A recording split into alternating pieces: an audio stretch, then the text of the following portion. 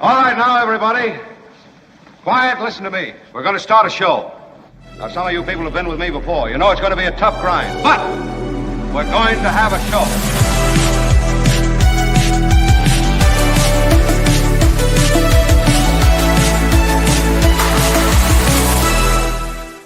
Oh, it's Thanksgiving week, and I've never been more thankful or giving. I found the right week. So excited that you all could join us. It's just Kim and me, baby. Kim, how are you? I know. The fun part is that we have some special guests for you today. Normally on Thursday, one of the great legal analysts in the English-speaking world comes to visit us, but because we're dark this Thursday, there'll be no show on Thanksgiving. One of the great legal analysts in the English-speaking world will visit us today. Yes. I'm talking about David Katz. Oh, my God. I know. Settle. He's great. Katz will be along. And also, the great Gary Dietrich, the political analyst poobah, joins us in the second hour. So a lot going on today. We also have a visit from the son of a super agent, maybe one of the first super agents, the guy who represented Cosby and Marilyn Monroe. This is his father did this. Norman Brokaw is his name. He also was the first guy to represent a major politician to bring him into the world of the William Morris Agency. So we'll talk to Joel Brokaw today, the son of Norman Brokaw, Norman having passed away, and Joel having written a book that chronicles so much of his father's, frankly, dominant presence in the world of talent management. We'll ask him about, did your dad know anything about Bill Cosby? You see a guy who's representing someone for so long, you'd think you'd have a sense of this. We'll ask him about Marilyn Monroe. Gerald Ford is the politician he brought over. So, again, a fascinating history at a time when the William Morris Agency was, a dominant talent agency, but also it was sort of reconstituting itself in different ways. And his dad was the guy who did so much of that. So we'll get to that as well. So it's politics. There is that, the world of entertainment as well. So on this Thanksgiving week, we have all of that going. And The Mark Thompson Show. We like to start you with stuff that's not political. Oh, I should mention to you that as we speak to you now, I am traveling to the East Coast to see my mom and my family. It's our first family Thanksgiving without my father. And so for that reason, we're recorded. But we're recording this just before I leave so that you can get a... We wanted to... we're committed to doing the show for you guys. We wanted to do it. And so... I usually do try, anyway, to start the show with a little something that's not purely political, and I want to see if I can't honor that. And I thought one of the things that is... And you, look, this has been around for a few days, I suppose. If you've been to Wicked, have you seen Wicked yet in the theater? I haven't seen it, but it's supposed to be amazing, yeah. Yeah, so this explosion of enthusiasm about Wicked, of course, is exploding all over Thanksgiving week. And it's expected to be a dominant force at the box office. And there are all these, again, anticipated Wicked viewing parties that are going down. And there's a song in the movie about you. There is what? There's a song in the movie about you. Do you not know that? I did not. What? No, Yeah, I did not know this. It's called I'm Popular. Oh, yeah. Wow. Do you know who I am? Oh, yeah. I'm kind of a big deal. I did not know that. I will have to. I wish I could run it here, although I'd be demonetized for doing so. Yeah. But apparently, speaking of the songs in the movie Wicked, people are showing up and they're singing in the theater to the songs. What? Destroying the magical movie experience for so many Thanksgiving Wicked movie goers. It's an outrage, Kim. Yeah. They even have signs at the movie theaters now saying, please refrain from singing in the movie. Yes. There will be a sing-along version that will come out on December 25th. So that over Christmas, there will be a sing-along. Come on back and sing the music. But Sure. right now, you paid to hear Ariana Grande sing it. Let her sing it. Yeah. It's sit down and shut up. Mm-hmm. And be happy. But there are sufficient numbers of people who are not honoring that request to suggest that this is getting to be a real problem. And I'm seeing posts like, to avoid a full theater of people singing along, I got tickets to a 3D screening of Wicked tonight. There are also people who are buying those theaters that are like really expensive, where you can order a martini while you watch it, and you're in these big kind of lounge chairs to try to get around them. So apparently it's a real issue. But it's funny to me that something could be greeted with such enthusiasm, and that very thing, enthusiasm, is what jams the experience. Hey, I remember seeing... It's not the Eras Tour movie, right? Right. Chit. Yeah, where was Kim when we needed her? By the way, Courtney will be along in a little while. Speaking of chit, there's something related to chit. She will talk about, and it's kind of fun. So we'll get to that as well. I saw somebody on the Mark Thompson Show fan board chat room saying that they're going to try to band together and get you a holiday gift. The Matt Gaetz has now appeared on Cameo. Yes. And I'm thinking, I don't want to give that. No one give that guy money, but we already have the George Santos. So maybe. Hey, Mark, it's George Santos here. Yeah. Now, the George Santos thing was... A lot of people are telling me you're a liar. Yeah. George Santos came... What's a little lie between friends? Courtney and Josh Mankiewicz got me George Santos. And it was the greatest birthday gift. It was last year.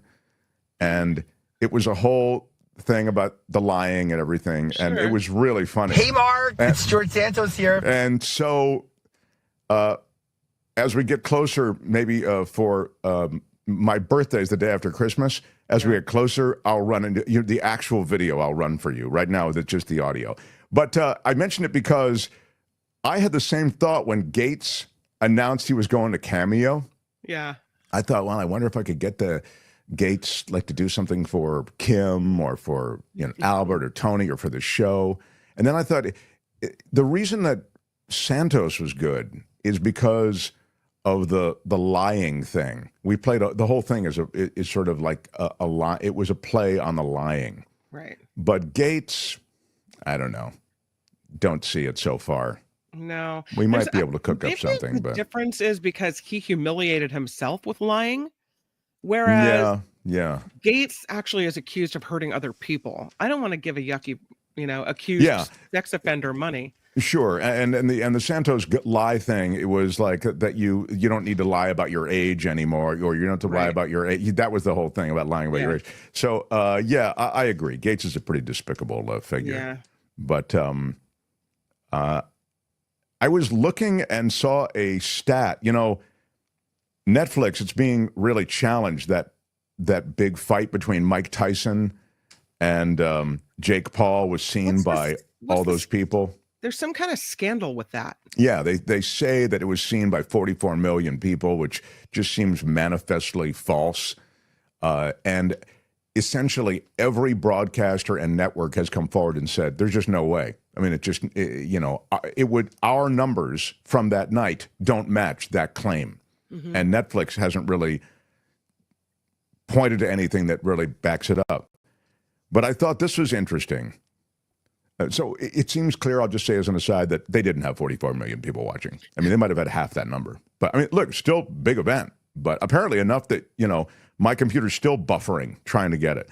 But the point is, it was not, quite the rosy picture that they painted. When The Tonight Show staged a wedding, the old Tonight Show with Johnny Carson, they staged a wedding with the musician Tiny Tim. It was in 1969. So there were only 3 networks, ABC, NBC, CBS, and The Tonight Show was on NBC.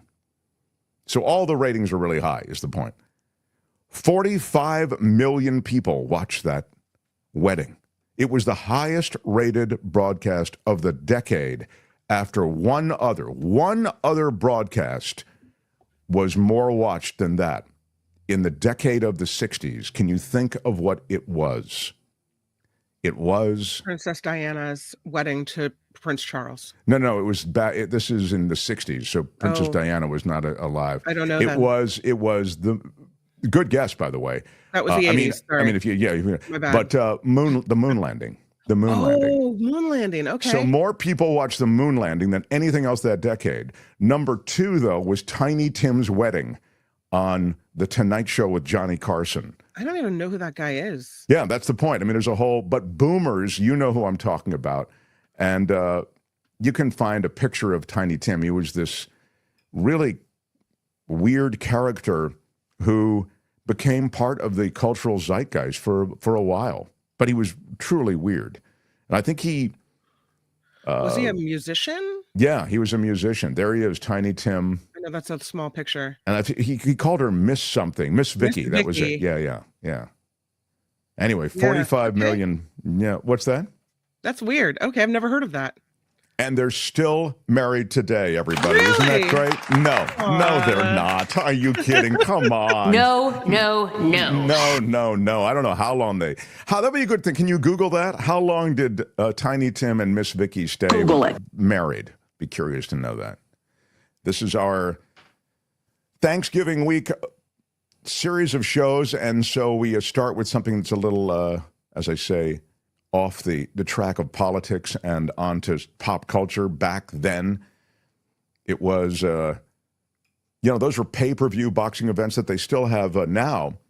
But back then, people would go to movie theaters to see the pay-per-view event.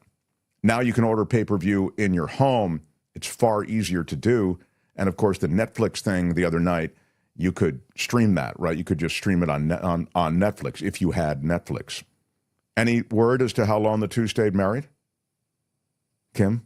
No? Yeah, I do. I just found it. They were married from... Hold on. They were married until 19... I just had it. I'm so sorry.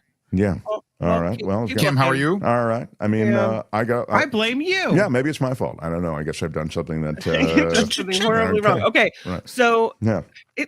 So see here, you said they got married in the 60s, yeah. and this website says they got married in 1984, but divorced in 1995. So I don't know. No, that's not the right thing. There was a wedding on the Tonight Show in 1969. Okay, so 45 million people watched it. He married Miss Vicky in 1969, and they got divorced in 1977. You know what? And then, good. That's a successful marriage in Hollywood. And then he had a different wife, Jan. I see. Jan, he was married from 84 to 95. And now he's married to a different lady, his third wife.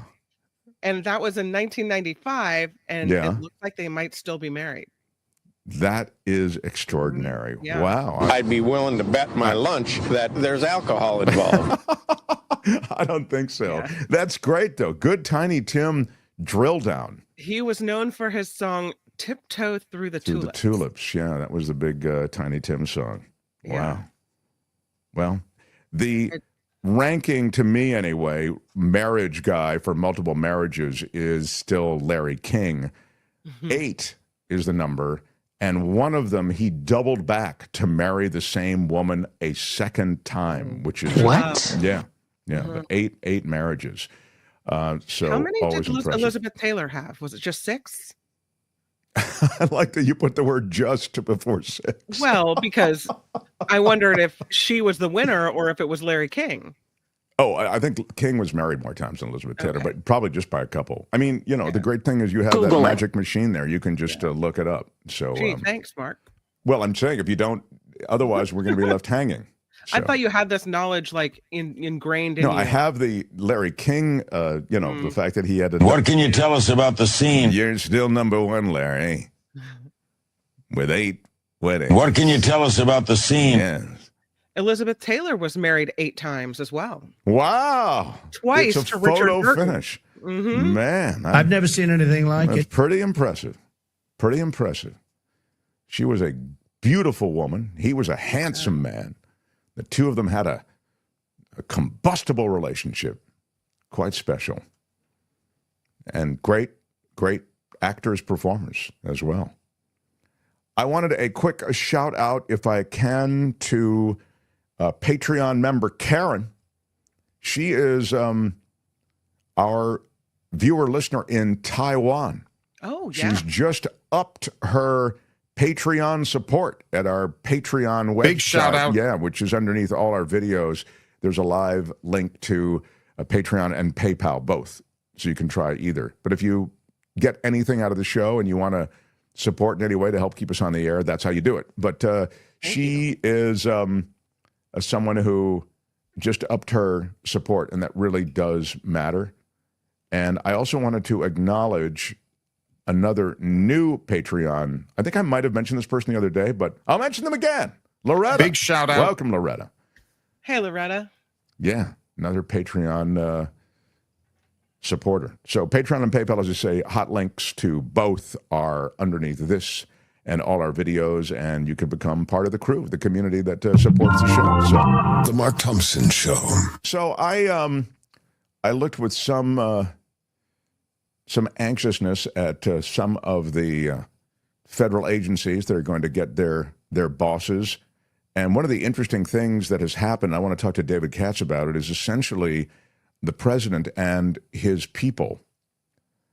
They are not playing by the existing rules and customs associated with public service at that level. Specifically, background checks are being eschewed by this crew. Not again. Did they do that last time too? They did it. What happened last time is that those who didn't pass background checks were big-footed by Donald Trump. So, for example, Jared Kushner couldn't pass a background check. Neither one of the sons could pass a background check. The daughter, Ivanka, could not pass a background check. They were rejected for national security purposes. They were compromised in one way or another. The compromise can oftentimes be if you're carrying a lot of debt, let's say. So you could be in debt to a foreign power. If you could be in debt really to anyone or any entity. The idea being, though, that would compromise you because you'd be willing to do things now with your new access to state secrets, if you want to think of it that way, or information, certainly at a very high level, to recover money so that your debt can be paid down or forgiven. So I mean, that's like one obvious but actually quite pertinent example. So what Trump did the last time is he big-footed it. He said, I don't care that they don't pass the background check. I want them. And that's exactly what happens. The president gets what he wants. So I want to ask David Katz about that and about it's happening on such a big level this time. I wanted to ask him about sort of the legal parameters between which everybody has to operate. I think maybe if they ran a background check on people, they would have known ahead of time that the House Ethics Committee had piles and stacks of pictures and evidence against Matt Gaetz, and they wouldn't have gotten themselves into this embarrassing back and forth where they ended up having to back out of it. Yeah, I don't know how much was already out there to the point that they certainly were aware of it. And I also don't know how much in the way of damage it's done. I think that's an interesting question, how much damage is done by having a nominee kicked back. I would suggest to you, as I have before, that a president will get most of his nominees through, particularly since he controls the confirming body. I mean, he has control of the Senate. I just don't see any way that, that Trump won't get the majority of his picks through. I think it makes them look very foolish, though, because I don't think they knew to the extent to which the evidence was mounting against Gaetz. With other women now, hundreds of pictures, all the Venmo stuff, maybe they knew parts of it, but I don't think they knew the extent to which this was happening, which is why they finally were like, listen, you don't have the votes and we can't make it happen. It seems like if they had done just a little bit of research, talked to some people on the House Ethics Committee, they would have not nominated him in the first place. All right, maybe. I think that there's a lot that's happening at the executive level, basically from Donald Trump, that certainly doesn't really care about some of what you've just referred to. But I take your point that it was certainly controversial. And I just don't know, again, from a bottom line standpoint, which is kind of what you started with, if it doesn't help Trump, because, again, like we kicked back this last one, it got too controversial, let's give this guy the next one. Now, the Pete Hegseth thing, to me, is seriously problematic. Right. It's problematic because he's just not competent to run the agency. And by the way, you could make this argument for other nominees as well, but let's just start with Pete Hegseth. I mean, it seems so obvious that the weekend host on Fox News and a former service member, again, I get it, is in no way qualified to run the Defense Department with almost 3 million employees and with, major decisions in a very fragile international scene. I just do not see Pete Hegseth as even, part of the conversation. So that's really one to watch. And then you add to that, okay, I've left out the whole thing with the woman and the, and the allegations and the payoff. I've left it all out. I'm just talking about him, evaluating basic competence, which I think is in a short supply in a lot of his nominees, President Trump's nominees. The Mark Thompson Show. While I wait for... sorry, go ahead. I was just going to mention something that I feel is so ridiculous. The women like Nancy Mace and whoever else is upset about the possibility of a man using the ladies' restroom at the Capitol, right? I guess it's not a man. Yeah, okay, go ahead. A trans woman, my apologies. Yeah. But their fear is that because the person is biologically male, that they could be somehow attacked in the restroom, right? Something, I guess, I don't know. And yet you turn around and you have all the people you just mentioned, like legitimate accusations of sexual assault for multiple members of the proposed Trump cabinet, and you're concerned about a what if situation rather than looking at the attackers that you're about ready to confirm. The priorities are so skewed and the hypocrisy is wild. Oh, the hypocrisy is insane. I mean, just utterly insane. But I mean, this is a bunch of hypocrites to begin with. You look at that. Look at what they do at the Supreme Court with you can't, we have to hold this seat open because it's too close to an election. Blah blah blah. Then within a month of the election, they go ahead and they fill in. I mean, there really is no honor in Washington right now, and I would suggest, sorry to be party specific, but I'd really say the GOP has just sold their souls in so many ways. I mean, you can start with the election denying. To me, you just can't get past it. But before I get heavy into politics, I did want to acknowledge a couple of things. And so, the Mark Thompson Show. I wanted to acknowledge that the original host of Wheel of Fortune and Love Connection, Chuck Woolery, is dead. Yeah.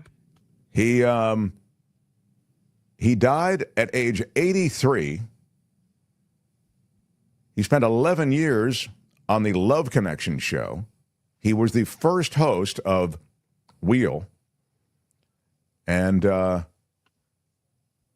weird thing about Chuck Woolery, I think, is that he became this right-wing flamethrower on Twitter and in his public life after he had stepped away from the camera, more or less. He went full MAGA. Yeah. He was poster child for MAGA. The dominance, though, of the shows he was on, it's indisputable. The show was getting a 44 share in 1981. Wheel of Fortune, this was, in 81. He requested a raise from $65,000 a year in 1981 to about $500,000 a year. That's what other top game show hosts were making at the time. Merv Griffin offered him $400,000, and NBC said that they would pony up the rest. But that somehow made Merv Griffin angry, who threatened to take Wheel of Fortune to CBS, according to Chuck Woolery telling this story. Not wanting to lose Wheel of Fortune, NBC withdrew the offer, and Merv Griffin, proceeded to fire Chuck Woolery and hire Pat Sajak. Also, the original letter turner, Susan Stafford, was fired, replaced by Vanna White. Woolery said in the interview that Griffin wanted to get the best of me and said that the two never spoke again before Griffin died in 2007. But he did well. He rebounded nicely with the syndicated show Love Connection, 2,000 episodes of that show from 83 to 94. He was making $1 million a year hosting that and NBC's Scrabble.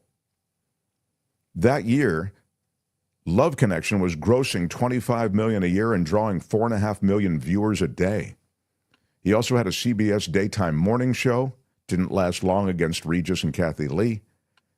and so on. He was the host of a show that I did. There he is on Wheel. Mm-hmm. I did a show called Greed. I was the voiceover on Greed, produced by Dick Clark. It quacked very similarly to Who Wants to Be a Millionaire. But anyway, just with the lighting cues and all the rest. But it was a pretty good show. And Woolery was the host of that. And I was party to a couple of conversations, and he was making, sick money hosting that show. Wow. Absolutely sick money. So he did well. And then, that's Greed. Yeah. Right. It was a big announcer, I remember, on that show. It's like that big word, ladies and gentlemen from Los Angeles.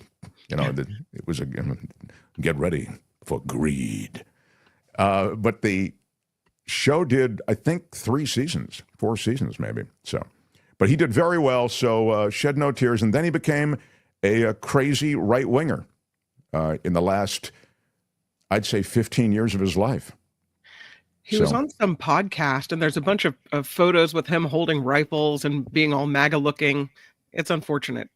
Yeah, it really is. The only other thing I will say, as long as we're recognizing people who've passed away, Vic Flick, the guitarist who plucked out the James Bond theme, he passes away at 87. Oh. Yeah, he also recorded music for the Beatles film A Hard Day's Night, also contributed to a couple of hit films. He was 87 years old. He suffered from Alzheimer's disease at the end of his life, but he produced the signature strum, what would you call it, picks, what is that, riffs, maybe, with the guitar? Song? Yeah. I don't know. Well, yeah.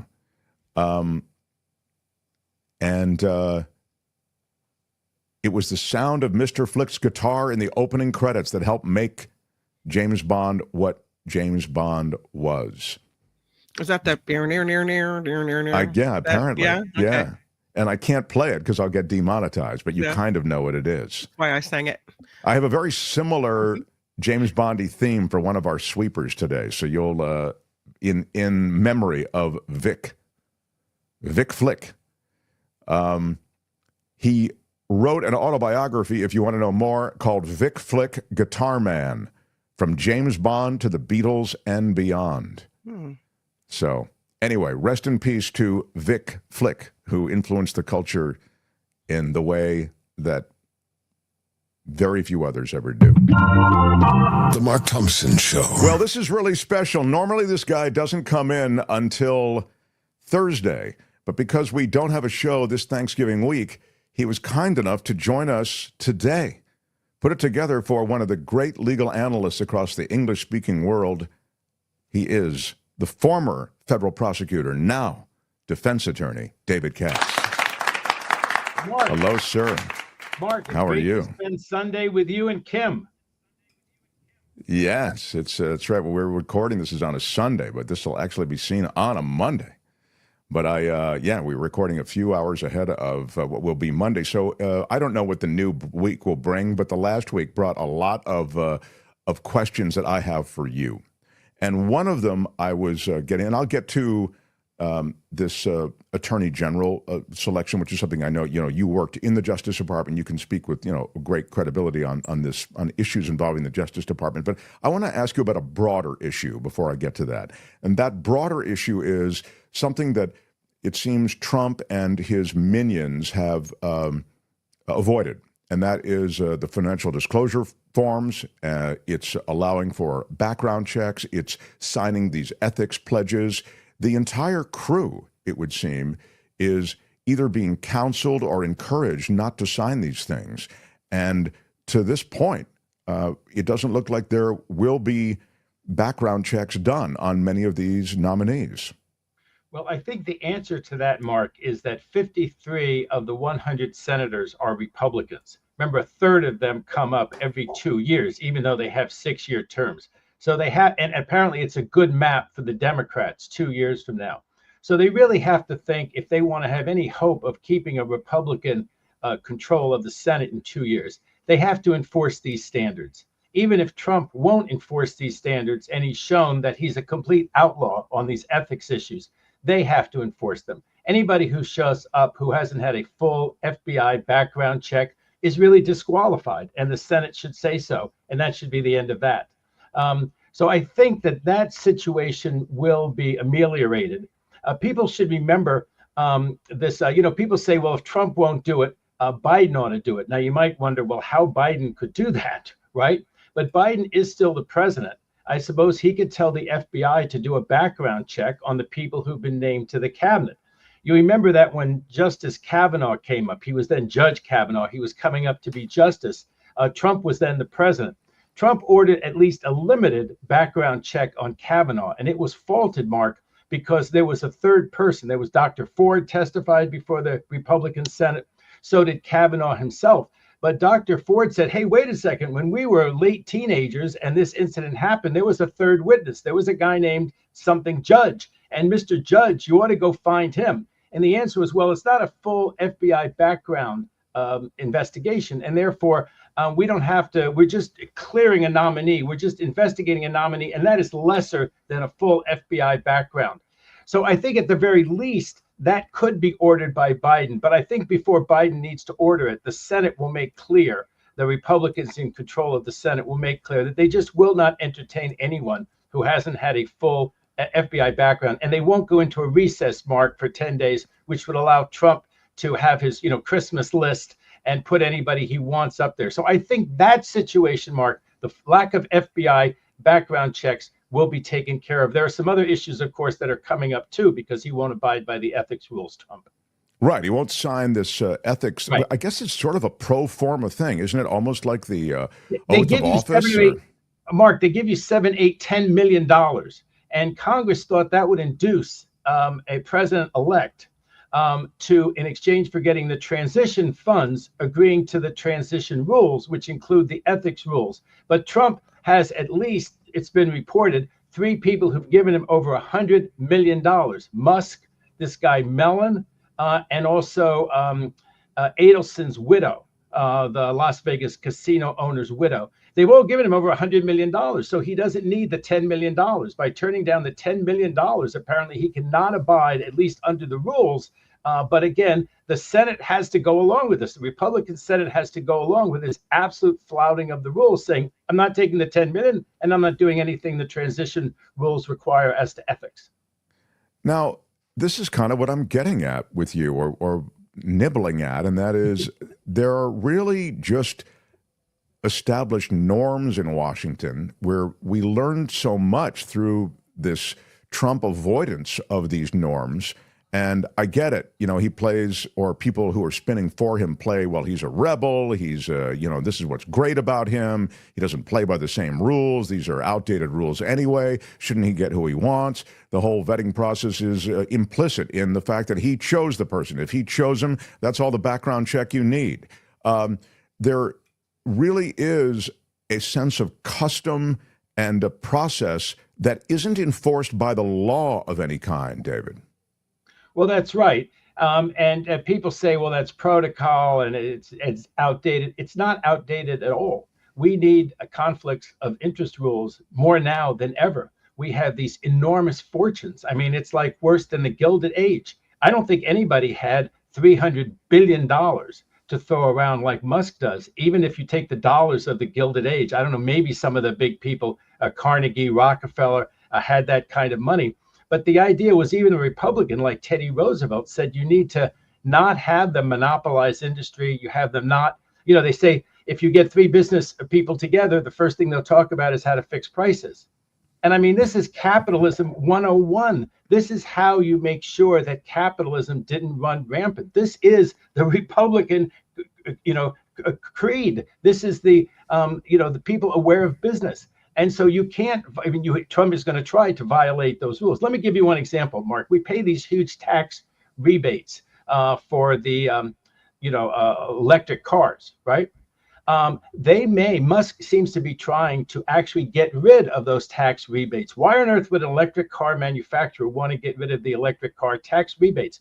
Because it's anti-competitive. Musk realizes that he and Tesla can sustain the lack of the tax rebates much more than his competitors can. So it appears to be a way to knock his competitors out of business. But boy, doesn't that sound right? Doesn't that sound nice? It's like when Trump says, I'm not taking a salary. No, he's not taking a salary, but one of these, alleged conspiracies that he engages in to make money can make more in 10 minutes than a president's stated salary. And Musk can make money in all these huge ways. But I think the good news is when they violate these norms, Mark, everybody's watching. It's not like they can do this stuff also secretly. There are investigative boards that look into these things. There's the media. They may be the legacy media, but the New York Times is really good at looking into stuff like this. So are some of the independent journalists. They win Pulitzer Prizes for things like this, and they're eager to get to the bottom of it. And so I think that when these people don't sign conflict of interest statements, everybody's going to look around at all these people. What's their conflict? Who are they really, making money? You take this lady, Tulsi Gabbard, who is going to be the head of national intelligence if she gets it. And she made this secret visit to Syria. Well, what was the deal? People are going to look at her bank accounts. They're going to look at all of her finances. They're going to see who funds her. And if it's all clean, mazel tov. But if it's not, it's going to leap right out. And the fact that they don't want to sign conflict of interest waivers and they don't want to abide by these ethics rules puts everyone on the alert. Dig, look around, see what the skullduggery is. What are the skeletons in their closets that they don't want to reveal, these folks that are up for these big jobs? Well, you give me some hope, I suppose, because you're right. There will be reporting and real journalism around these questions, and this is certainly the most conflicted administration in the history of the United States. That said, it appears, and you just have to look at the results of the election, that the public is sort of, I don't know what they respond to. I know one thing that we respond to as Americans is sex scandals. Like, that really cuts through.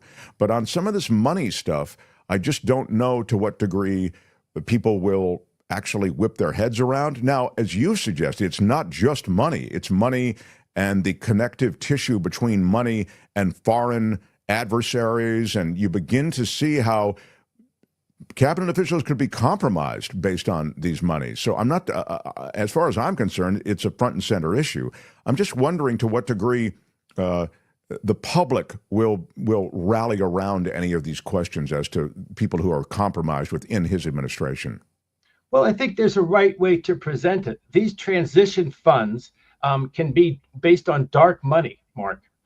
In fact, foreigners who cannot contribute to our elections can contribute to this transition, and they can contribute to these inauguration funds. And there was a scandal the last time that Trump took office. It involved Melania, and it was about where did this money go? It's money that they spent on these inaugural parties. It was so grossly inflated. Where did it all go? Did somebody get paid off? And there was a huge investigation of it.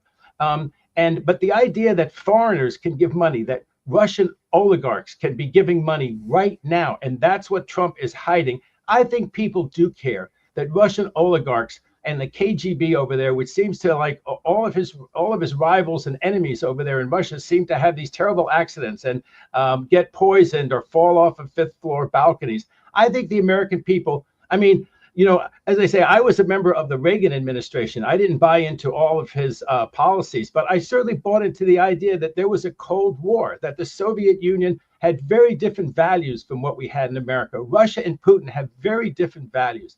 And if they can portray it like, look, these are things that we care about throughout the Midwest, not just in blue states, in all kinds of small towns and all over this country, we care about our values. And these people like Russia and Putin, China trying to menace Taiwan, these are not our values. This is, what do they call it? Hegemony. This is them trying to take over other parts of the world. And people say, well, our credit card companies and, all this kind of stuff, American influence, we have a lot of influence. Absolutely right. And, maybe it's American exceptionalism, but I think that when you weigh it all out, and I'm a student of history, our influence on the world has been rather beneficent recently, much more so than Russia and China's. I mean, these people like Tulsi Gabbard, who have this sort of moral relativism. Well, there's us and we're strong and we want to increase our influence, and there's Russia and there's no, Russia and the United States are not morally equivalent. And they ought to ask her those questions, why she's made all those statements that have downgraded. I mean, you got to get to the Attorney General. Someone who says the prosecutors need to be prosecuted is not fit to be the Attorney General. That's this Bondi. Well, that's Florida. what I wanted to get to next. But before I get to Bondi, I just wanted to ask you one last question. And that is, from a legal standpoint, since that really is your area, can you tell me, from what I'm seeing, for example, in RFK Jr.'s case, he's reaching out to the Health and Human Services Department in advance of his appointment, if you want to think of it that way, to jumpstart coordination. And they're not talking to him right now because he hasn't signed these transition agreements. He hasn't signed the ethics agreement. And the entire transition team is in flux because of that. So legally, they can stonewall them that way? Absolutely. It's like you or I, Mark, called them up and we said, we'd like to know what are government secrets, and we won't abide by the rules that we not disclose them. You know, some of this stuff is, I mean, think about Health and Human Services. How much of that stuff is properly secret? Health records of, you know, everybody in America. There's an issue that people understand. How about the fact that our health records are going to be taken by someone who won't sign the ethics rules, who won't sign the non-disclosure rules? And they're absolutely right. And then when Trump comes in, he's going to say, wow, it was really rocky because we were obstructed during the transition. No. If you don't sign the agreements, you don't even get keys to the places. These are secure facilities. This is the United States of America. This is spies who want to find out all about stuff that we're doing. You know, our Pentagon. So how can you let somebody into the Pentagon? Mark, how can you let somebody into the Pentagon who won't sign the non-disclosure agreement? He's got locks on the bathroom door where he keeps all the secure stuff. So, look, it should be all right. Now, right, it's at Mar-a-Lago. Right, yeah. It's at Mar-a-Lago anyway. Yeah, believe me. All right, now let me ask you about Bondi. So Gaetz is out, and did you have any questions? I think Kim had a question about Gaetz before I get on to Bondi. Was that your? Yeah, I had a question. I read again that Florida's Matt Gaetz said he's been cleared by the Department of Justice, and so that's why he wasn't charged. But I was thinking, why wouldn't Merrick Garland and crew charge Matt Gaetz if there's all this evidence against him? And I wanted to ask you, is it because the age of consent is different in different states, or perhaps could it be because if there's some type of charged for being a John, that's a state charge and not a federal charge? I wonder what the reason is that you think that he wasn't charged in this case. Kim, before your time, there was a guy who ran for president, and his campaign was because he'd been tried on corruption charges and found not guilty. He said, vote for me. I've been cleared by a jury of my peers. When you're found not guilty by a jury, you're not cleared by a jury of your peers. And when the federal prosecutors decide to exercise their discretion not to indict you, you have not been cleared. It just means either they didn't think they could prove the case beyond a reasonable doubt, or we have guidelines. Let me give you an example about this to get us into the Gaetz situation, Kim.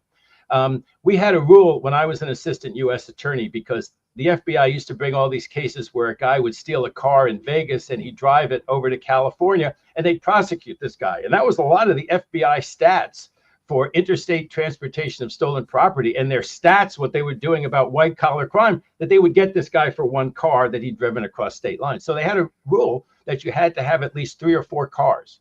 And so a guy could steal a Jaguar, $100,000 Jaguar, and you think, well, wait a second, isn't that sort of like stealing 3 jalopies? But no, it's not. The guidelines said 3 or 4 cars. One car, even an expensive car, isn't within the guidelines. Of course, you could make an exceptional situation outside the guidelines. And Gaetz was not within the guidelines. Now, people may start screaming, but there's a sex trafficking law, and there's 2 parts of it.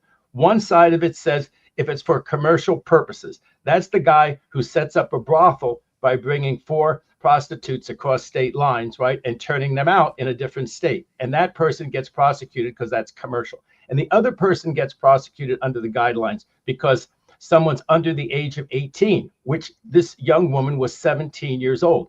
But I looked at the cases, Kim, because you sent me that question, and I really appreciate it. I could not find a case of federal prosecution where it was one 17-year-old that someone transported across state lines because they wanted to have sex with her. Not because they wanted to turn her out or pimp her out, but because they wanted to have sex with her. I found one case in America where there was a 15, a 16, and a 17-year-old, but it was commercial. And it wasn't one 17-year-old. There was a 15 and a 16-year-old in there.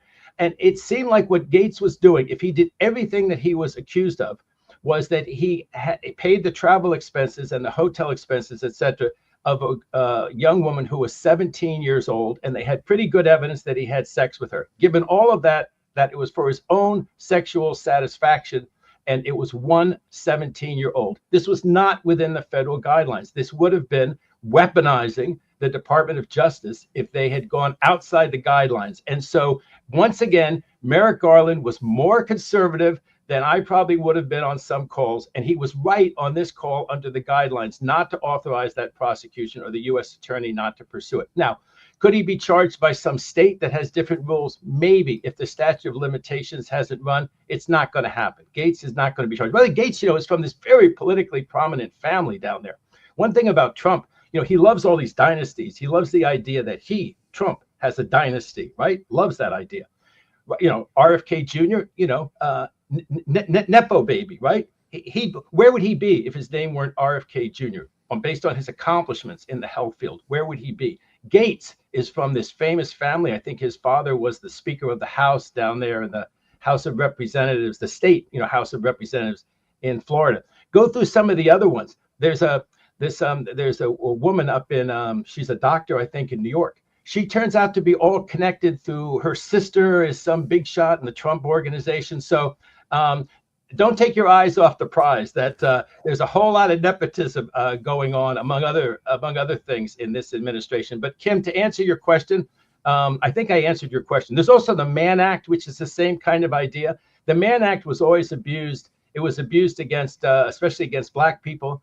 Some of your famous musicians spent a couple of their best years that they could have been out making music in prison for taking either just taking a woman across state lines. So this wasn't a valid Mann Act prosecution either, under the Mann Act cases that were, again, used a lot of times to prosecute Black people, selective prosecution against minorities. So I think, now the ethics committee is totally different because he violated a whole bunch of House ethics rules. And you've heard all the allegations, showing these salacious photos to other members of Congress, his conquests, and also some just, old conflict of interest stuff, just some old allegations that, he was corrupt. But I don't think those rose to the level of a federal prosecution either. So I want to move on from him because as soon as he was swept away in a way so quickly that it would even make you ask, gosh, was this part of the plan? I mean, Donald Trump had his next selection out of his holster so quickly. He was like a gunslinger with Pam Bondi. Now, Bondi is his new choice for Attorney General. She was the Attorney General in the state of Florida. She, to me, is corrupt. She took $25,000 for her campaign, and she then summarily dropped the state of Florida and those people involved in the Trump University settlement. In other words, she dropped the legal judgment. You can tell me how those X's and O's played out, but I know essentially she was no longer a signatory to that lawsuit that was settled for $25 million. And she is clearly a Trump devotee. She tried to get the Affordable Care Act overthrown in Florida, as I know, and you can fill in the other blanks. But she is a loyalist to Trump, and I think she's a transactional kind of attorney general, given the fact that in Florida, as I say, she was taking money to drop cases. Well, on Obamacare, the ACA that helped so many millions of people, as Biden turned to President Obama and said, it was a big effing deal. Obamacare was a big effing deal, such a major advance in healthcare in this country. And how many people did it help? All those Republican senators voted against it. It was only McCain going like that saved Obamacare. And when Trump said on the campaign trail that he wanted to mend it, not end it, mind-boggling, the stories that he told and the result that he won. But we are where we are. So when you get to Bondi, I don't think that's going to stop her. I mean, just as a handicapper, Mark, I think Bondi is going to make it. I think the Gaetz thing, I don't think it was that Machiavellian. Like, here's a shiny object that we know will fail, and that will keep your mind off of RFK Jr., off of Tulsi Gabbard for National Intelligence Chief. It'll take your mind off of that defense secretary and his many problems that he's just not up to that job. It'll take your mind off of all of that. This fellow that I debated for NATO, those kind of things. I don't think it was that Machiavellian. I think it was that he was so unstintingly loyal, Gaetz was. And the deal was, if I win, I'm going to pick you for Attorney General. I think it was that quid pro quo. And so he honored his promise. And then I think the senators, when Vance took him around the Senate and they met those senators, I think the senators said, I will never, ever pick him. Okay, if I do one thing in my life, said these Republican senators, I am unalterably opposed to this guy. And Vance went back and said, this is going to be just a clown show. Yeah, we can't get Gaetz. We're going to lose. And we're going to lose. So then Bondi, at least according to her, was then like picked that day. That may be nonsense too. I'm sure she was on some short list. And, but that she took the money and that she came out the way she did on Trump University, which they pursued. Other state attorneys general pursued it and the plaintiffs pursued it. And Trump eventually paid $25 million. And it was, allegedly a total flim-flam thing. But that's not going to stop her. So, I know you always want my Katz. So I think, unfortunately, she's probably going to make it. I don't think anything that you just said now was disqualifying. And it'll be interesting, if the current assistant U.S. attorneys really want to work for the Bondi Department of Justice. But my gut tells me that almost nobody will resign over that. And maybe it's good that they don't resign over it because, I work with U.S. attorneys' offices all the time, Mark. And they're just really pretty straight. Of course, I have disputes with them. I'm a criminal defense attorney. I wouldn't be doing my job if I didn't have disputes with them and stuff. But I think most of them will stay on. I think that Trump will get, even with her, I think we'll get pretty good U.S. attorneys around the country. The one that he had before was good. If he appointed the same one that he had 4 years ago in Los Angeles, at least that guy was fine. He was fine. But I don't know, without guardrails this time, and in a big area like the Southern District of New York, like our area out here, I don't know. I guess we're going to have to wait and see. But the one that he had 4 years ago wasn't bad out here in Los Angeles. I have to just, again, remind us that there are a lot of legal questions related to things that don't necessarily point to like going after your enemy or whatever. We worry about that, of course, the weaponization of the Justice Department and turning the Justice Department loose and Justice Department attorneys loose on political enemies that Trump has. But the ways in which you have to check with the Justice Department on any bit of legislation related to deportation, for example, or immigration. There are a lot of ways that can run afoul of the law, and on legal technicalities, many of your policies will have trouble with the overall institution of them in American life. I think back to the Trump administration where they tried to go after the DACA kids. They tried to go after those immigrant communities that were here in this country. And there were a lot of legal issues, like subtle legal issues that they had to run past the Justice Department. It was appealed all the way up to the Supreme Court. So all I'm trying to get at, and I think, and I guess I'm asking you, but I think I've read it in enough places that I know it to be the case. The Justice Department and who runs the Justice Department can help Donald Trump in ways way beyond going after your enemies and more changing American life when it comes to significant issues like immigration. Well, when it comes to criminal defense, one thing which is very frustrating about both Clinton and Trump was, despite the fact that they had their own criminal problems, they seemed to be very uninterested in other people's criminal problems. One of the things that they proposed with Clinton was that the Republican Congress, in part, it was to tweak him. But like, hey, why don't we reform the criminal codes and the evidentiary rules to make it fairer for criminal defendants? Clinton wasn't very interested in that. And I don't think Trump was really, he would do these publicity things, like some of the pardons, but how many pardons did he really offer? One thing that's going to be interesting is if Biden is going to offer pardons to a lot of people. I don't think so. Obama had these people who were serving these really long sentences, 25, 30 years, Mark. And he went through such a vetting process and looked at each one of them. He didn't just sort of say, wow, they're serving 25 or 30 years on drug charges. He was really worried, I think, that somebody would get out and commit a new crime and it would, be on the Democrats. And Obama was very, very careful. The point was that he commuted a lot less sentences than he could have. I'm sure that liberals in this area, people like me who represent criminal defendants, think he really should have done a lot more. I don't think Biden has shown much interest in doing that. I do think Biden will pardon his own son or commute his son's sentence if it's long. His sentence is going to come up while Biden is still in office, so President Biden can look at what sentence his son actually But gets. you're saying that drilling down to which you've referred, that is part of the Justice Department. That, in other words, you have, when you say Obama asked for analyses of all of these different people and whether or not they might be eligible or good candidates for a pardon, you're saying you need the Justice Department for that. So you need Justice Department interpretation. So who runs the Justice Department and what it's populated with in terms of, a bias is important. And I wanted to ask you about the issue of federal preemption. When you have state laws conflicting with federal laws, you can see how the feds under a Trump administration, they want their word to be the last word maybe on some of these issues. I mean, immigration again comes to mind, but it's not just immigration. It could be drug laws. It could be most anything. Speak to that and its relation to the Justice Department, would you please?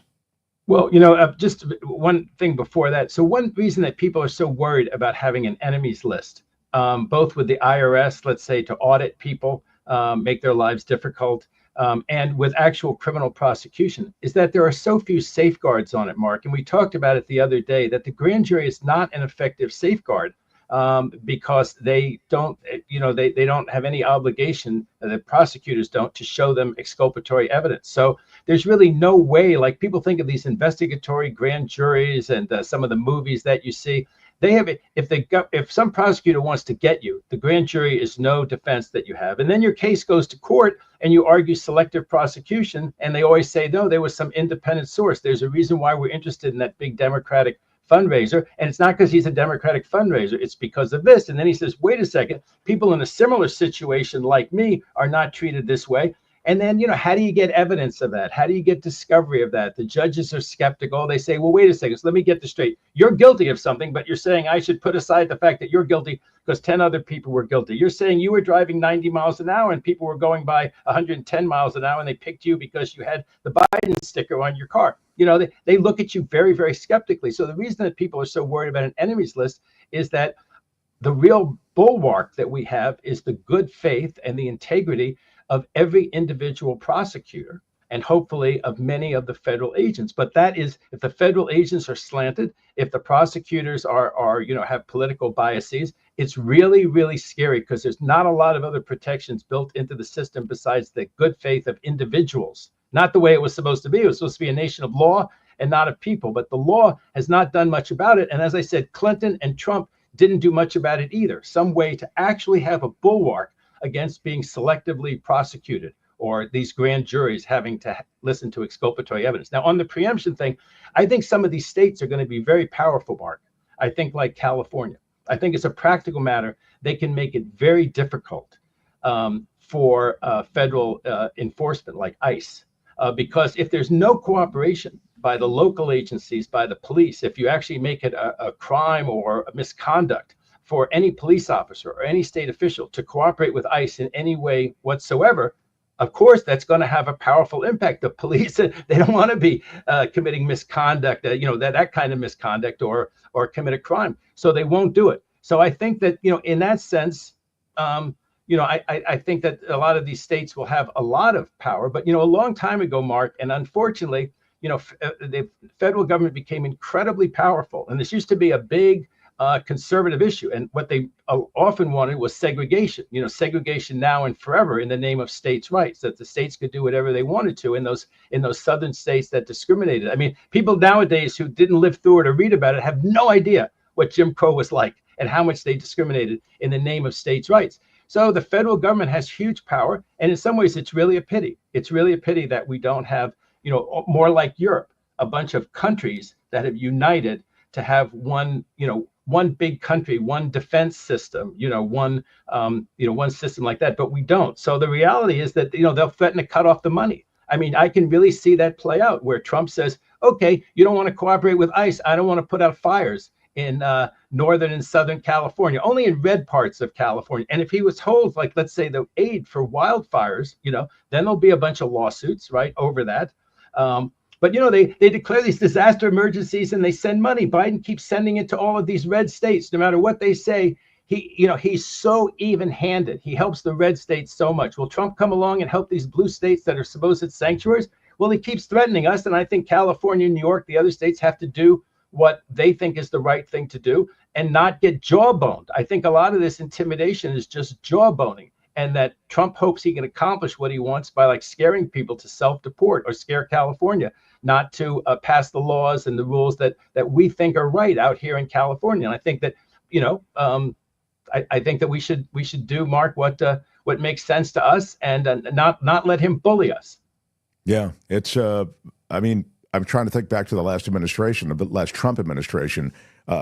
I feel as though he did slow walk a lot of money to blue states, particularly California, although it seemed, I'm just thinking the first couple of years, we're going to talk to Gary Dietrich in a second, he'll remember exactly. It felt as though Newsom played Trump well enough, I don't know how he did it. Maybe he ingratiated himself to Trump in different ways, but that really is an interesting point you make about the feds versus state and where we are now. The federal government has a lot of leverage over the blue states and red states for sure, but it's going to be a red administration. Could I mention one last thing, Mark, before I go? Please, sir. So everybody wanted to see what Biden would do, in this lame duck period, because let's face it, he's still the president and he still has 52, I guess, votes in the Senate as things stand right now. Of course, Manchin and Sinema to talk about 52 Democratic votes. But shaky. Yeah. Yeah, he does. So he tried to push through as many federal judges as he could. That was one, besides helping Ukraine and some other urgent things that he's doing. Also was to get these federal judges through. And what was interesting was that the appellate judges have more sway than a trial district judge. I clerked for a district judge. It was wonderful. If anybody has the opportunity, working for a district judge is great because you have all the legal issues, plus you have the trials. Appellate judges, you read the appellate record, you have the appellate argument, but they have more sway. So Biden eventually gave up on 4 of his appellate judge nominees in order to get his district court nominees through. The good news for California is that 3 of them are district judges who are coming into my old district here, the Central District of California, and they all seem like terrific. And I'm sorry that the 4th Circuit in Virginia and whatever is the 6th Circuit in Cincinnati, that he backed off trying to get their 4 judges through. But the only last thing I want to say about it was he said, I wouldn't have gotten them through anyway. And if you think about the fact that, 52, they have 52 votes, right? Yeah. At least in theory. So it must have been that they couldn't get Manchin and Sinema for those judges. I saw that also. I don't have the legal expertise you do, but it just seemed to me to be a bad trade. Like, wouldn't you always want the appellate judge and not the district judge? I didn't understand how that's a good trade-off until just now you said, when he says, I don't think I can get him through anyway. I mean, I guess if you don't think you can get him through, then you make whatever trade you have to make. Inside Washington, I hope we're not boring people out there, but just the last thing on that is that, he had a lot of, I think that what he thought was that, they have to make these accommodations. I think in some ways it's okay because, Thune is going to come in and he's going to be an accommodator too. And the thing, remember, they still have the filibuster in place, which means that a lot of things that Trump wants to do, he may have the trifecta, but he doesn't have 60 votes in the Senate. So he can't do any major legislation through the Senate because the filibuster, and people yelled and screamed, remember about the filibuster. Sure. But I think the reality is Thanksgiving's coming. The Christmas holidays are coming, and then the Senate goes Republican on January 3rd. So I think it was like, okay, we can have one all-night session after another, and let's play chicken. You come in Thanksgiving, you come in Christmas. No, here's what we're going to do. We're going to drop the 4 appellate judges, and we're going to get the district judges through. And Thune will make deals like that. When Thune gets in there, he'll make deals like that with the Democrats. Maybe it feels like a little mini defeat, but we'll see. So appreciate you coming in on this Thanksgiving week a few days early. You can find David Katz across the English-speaking world on London radio and then Fox News Channel, News Nation. You're everywhere. I look forward to talking to you after the holiday. Have a great Thanksgiving, my friend. You guys all have a great holiday out there. And Kim, thanks for your question, too. Yeah, right on, Kim. All right, thanks. David Katz, everybody. Love it. The Mark Thompson Show. It is super cool that this guy has agreed to jump in with us, as he does every Monday. He is the political analyst of choice across the CBS television station network of stations. He's a grand poobah. Get out of his way. He knows his stuff. He's also the political analyst at iHeart Radio. And our former colleague at KGO Radio, Gary Dietrich, everyone. Hello, sir. Happy early Thanksgiving, Mark. Thank you, sir. You too. So, hey, let me ask you. We're talking to David Katz about the way that some of the blue states face off against Trump, and I was remembering or trying to remember the way in which Gavin Newsom dealt with Trump. And my recollection was that at least in the early going, that for all the bluster, that Trump and Newsom sort of got along. Can you fill in my memory on that? Yeah, I think there was a major point in that relationship that really sort of defined it, and that was the Paradise Fire in Northern California, which dozens and dozens, the deadliest fire in California history. I mean, I think it was 85, 86 individuals lost their lives, and it was truly devastating. I was up there just before Trump and Newsom went up there together with, at that point, also outgoing Governor Jerry Brown. So it was a big deal. And I think, that's when the famous Trump line about, well, you need to rake the forest better and all that stuff. That's what got the headlines. But really what ended up happening was, I think these guys looked each other in the eye and said, look, this is not going to be good for either one of us if we look petty while this is going on, right? Because you remember that, Mark. I mean, that was just a devastating fire. It affected air quality in the Bay Area for weeks and weeks and weeks. And you're right, the human devastation, people were incinerated in their cars as they try to get out of town. It was horrifying, So I think that to me was the time when these guys kind of sized each other up and said, look, we don't like each other. We're on opposite sides of the fence on most things, but there's going to have to be stuff we work together on. And they did. They did fairly successfully for a large portion of that tenure. So does that portend for Californians better things than perhaps the headlines would suggest? In other words, might Trump and Newsom be able to get to a decent working relationship without there having to be another devastating fire to make it happen? Right. Well, I would certainly hope that the precursor term, right? I mean, 4 years ago, sort of set the table for, hey, you know what, we can do this if we want to. But there is a political dynamic, and of course there always is, Mark. In this case, there's two political dynamics, and how these are going to play out for these two guys is anybody's guess yet. Here it is. Trump is going to be a lame duck from the moment he comes in, right? In other words, he cannot run again. So that's going to mean a lot of things, but it's also going to mean there's no election out there in front of him that he has to be concerned about. We don't know how that's going to play out. Is he going to play more fast and loose because of that? Or is it going to be, hey, I want to build a legacy? We don't know yet. Secondly, for Newsom, there's no secret any place, including in Tuscaloosa, Alabama. It doesn't matter where you are in the country. Gavin Newsom wants to run for president. In fact, already is, as I tell people. So how is that going to play out? I mean, he's a lot closer to that goal, that ambition, than he was first time around, right? So I think those two conflicting political scenarios, are going to really be a wild card in what happens this time around for Newsom and for Trump.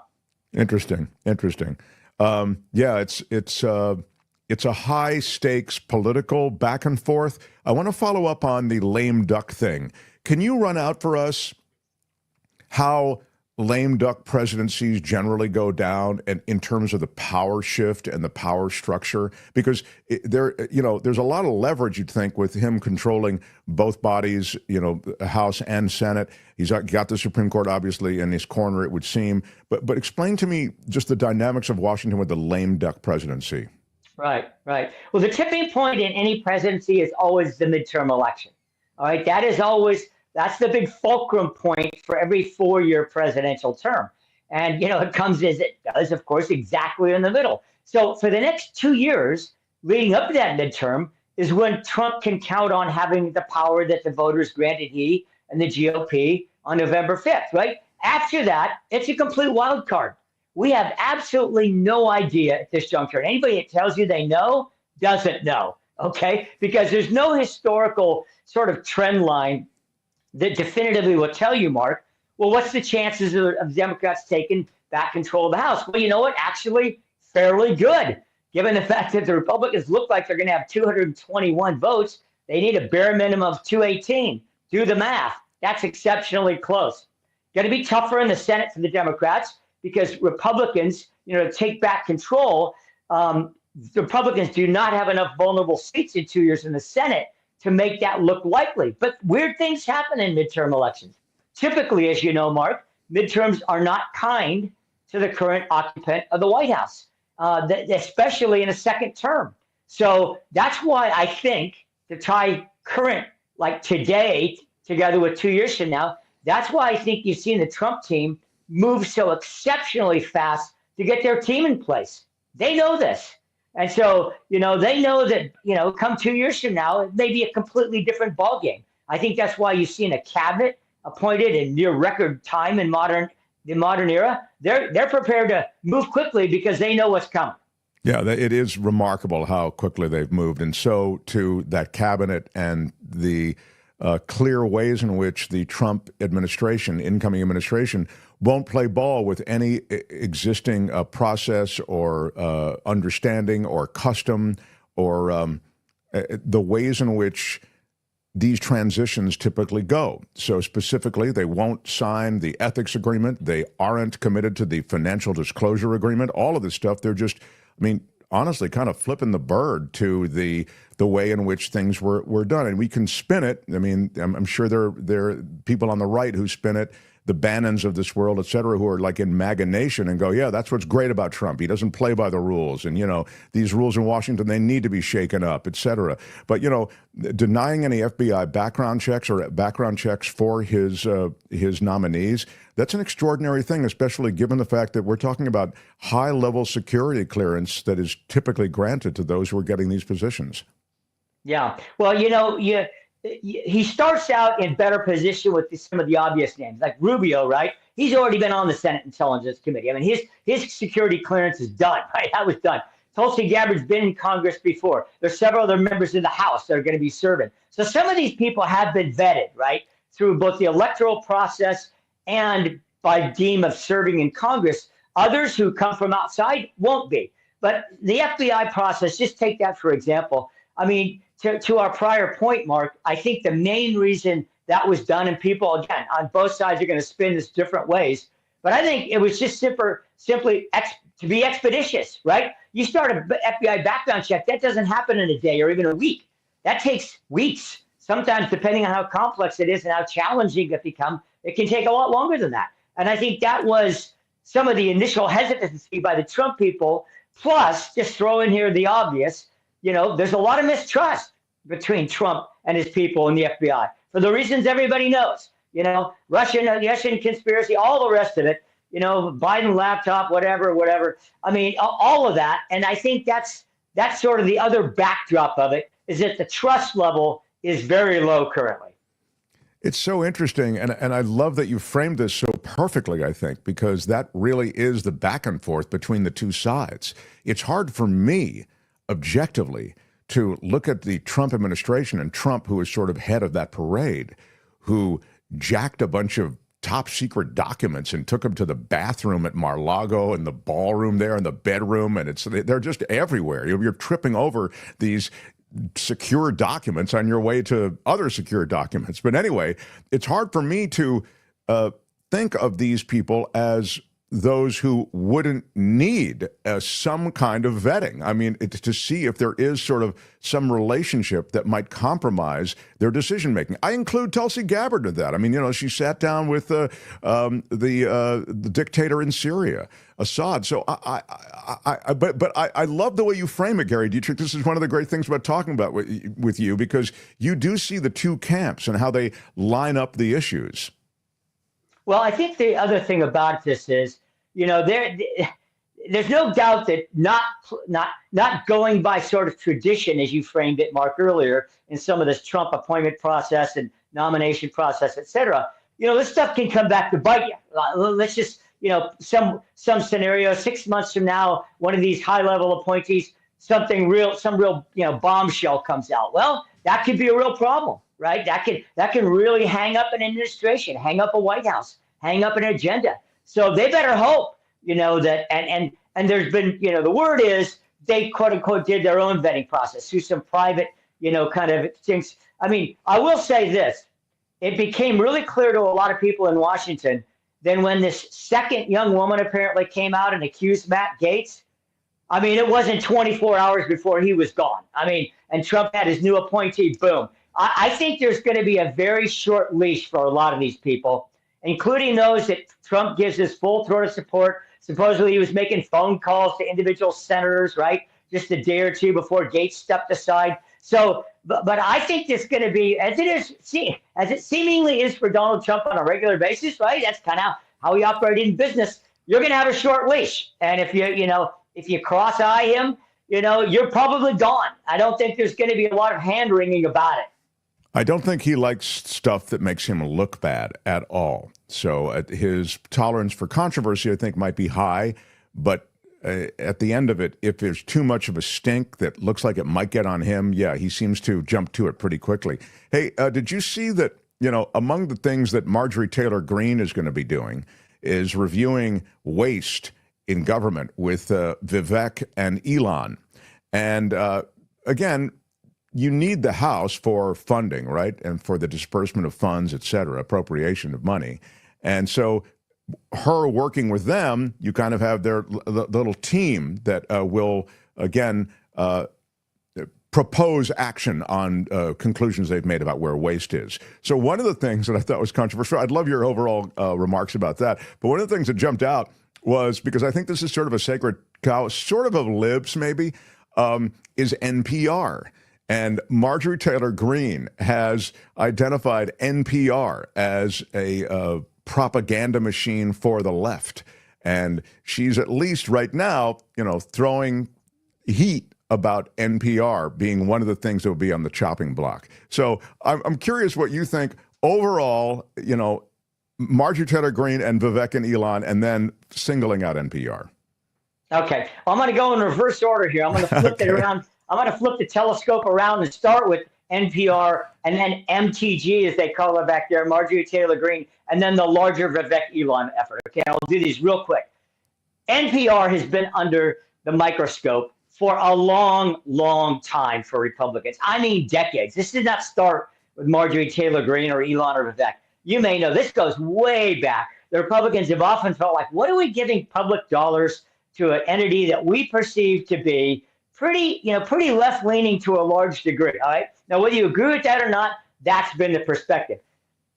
Some would say miraculously, some would say because Congress says not so fast, whatever.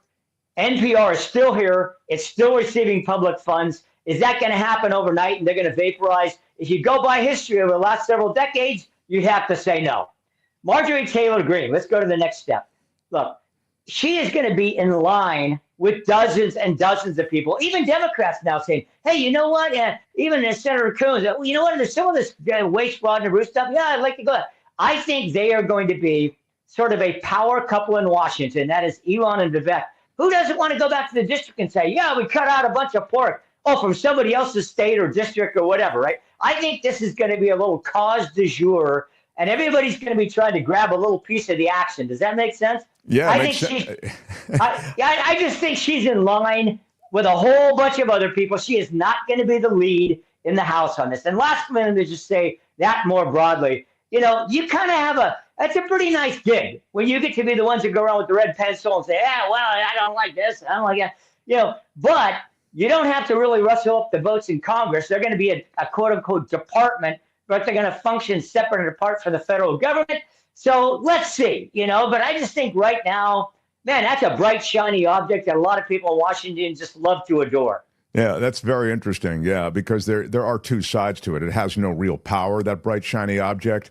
But, you get enough House members behind you or, rallying around it. But the other thing, and I love that you referenced it, is it can't be in my district that you're cutting. And there's a lot of this stuff, and there's a lot of pork, and that's the way stuff gets through in Washington, that is directed at a lot of different districts. I'll just pick out defense spending. One of the reasons the defense budget is so bloated is that they take care of all 50 states. They make sure that there's a little something for everybody.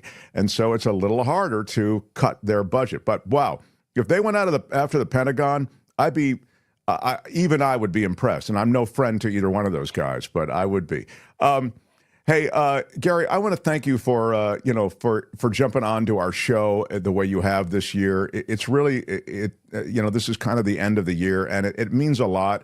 And when we first started, we didn't have a ton of people here. We thought we were doing a good thing and people would find us. And now we've got some momentum, and I'm hoping for more momentum into the next year. But part of that success in our evolution has been your participation. And I really want you to know I appreciate it. Thank you. I really appreciate it, Mark. And you guys are doing a fantastic job. I mean, you, Kim, Tony, you guys have kept at it. I think you're going to have an audience. I really do. Because, you know, you like to shine the bright light on Mr. Trump, President Trump, and a lot of others. And there's going to be a lot of people looking for that. And you know this very well, Mark. The trend line, I mean, yes, I'm in the so-called traditional linear media, CBS, iHeart, and all that. But the trend for especially a younger demographic is to get their news and information through online sources, podcasts, shows like this. So you're well positioned, as we say, Mark, as you know, in the media biz. It is true that we feel like we're on the right platform for growth. So we will see. Again, thank you, my friend. We'll talk next Monday. Gary Dietrich, everybody. Bye, Gary. The Mark Thompson Show. Gary's segment is sponsored by Bill Campbell at Remax Gold, by the way. If you're relocating into or from Northern California, Bill is such an expert, and you need a highly respected real estate professional and expert to help you. So text him, call him. Bill Campbell, Remax Gold, the number. You can see it there, 530-448-7474, 530-448-7474. Bill Campbell at Remax Gold. The Mark Thompson Show. Love talking to Gary. I was going to talk to Courtney also, who had an announcement for us. Why am I begging? Courtney, do you have... I don't know if she's still around. I told her we'd be with her an hour ago. So she may have moved on to another show, for all I know. But Courtney? No. Okay. No. Too late. She's out. Apparently, she's gone shopping for the turkey. That's enough. Yeah. Yeah. It's a little bit. I will text her the here. Vegan turkey. Yeah. Yeah, exactly. Yeah. Thank you. Yeah. But we've been kind of scurrying around because of travel, you know, me traveling back east, as I say. And so she's been doing a lot in that regard. So, again, we are dark. Thanksgiving and Black Friday, there will be no show. But that's our first break, I think, in a long, long time. Yeah, it has been a while. The only other time we will be, when is Christmas on a weekend, or when is Christmas? Does it feel like it's on a weekend? God, I don't know. Why do you ask me these things? Yeah, I feel pretty, I want to say it's Google it. All right, we can Google it. Yeah. Courtney, do you know if Christmas is on a Sunday? It's on a Wednesday. Okay. Yeah. So we will be dark on that day also. That day, and I think the day after, potentially. Courtney has entered the room, although she is spending time. So we will tell you this. We'd love for you to smash the like button if you're so inclined. With your iron rod. Smash it with your iron rod. The number of likes you get in YouTube matters, and the algorithm, I don't really understand it. But it does matter. So thank you for that. And if you want to support the show, of course, PayPal and Patreon, two really great ways to support us on a monthly basis. And it's that community that allows us to make plans and meet payroll and do all these other things. And, of course, the people at Coachella Valley Coffee, thank you for supporting them. They are our ongoing sponsor, and they are a terrific part of our success. So thanks very much to the people at Coachella Valley Coffee. So, all right, Courtney, can you, you're going to be joining us, so let's... The Mark Thompson Show. Courtney, everybody. Hi. She is my better half. So lovely. There it is, CoachellaValleyCoffee.com. Like that? No, up. Down? Turn it up? Up. Up? Turn it up? Yeah. More? Okay. Perfect. Courtney, what do you have to report today? Normally we have a little picture of you, but we didn't set that up. So all you'll do is hear Courtney's voice, but she is here now. So please proceed. You have important news for the show? I have big news for the show. Okay. We have been working on a project, and by we, I mean me. Mm-hmm. And it is the relaunch of the merch store. Oh, Very wow. exciting. I know. Just in time for the holidays. So if you're looking to get yourself something pretty or friends, family, loved ones, the merch store is now it's very specific. open. I mean, I don't mean to be put down our merch store, but you need really to know it's not like we have a lot of. Yeah, but maybe their network are also fans of the show. Oh, if you're a fan of the show, then yes. But I just don't want to oversell it. I mean, if you're looking something for the holiday season, something that says "I love you" and "I love you forever," why not get one of these Mark Definitely shop Thompson somewhere Show else. mugs? Right. No, but I'm thrilled because we're launching. It's a new site. The site's getmarkmerch.com. Yeah, well, that was all okay. one word. Oh, there but, it is. Yeah, and we're launching on a partner platform called TeePublic. Okay. So even though we feature all of the new designs, and I think there are 5 or 6 new designs, including 2 holiday designs that are non-denominational holiday designs. I see. It says "Happy Non-Denominational Holidays." Yes. Yeah.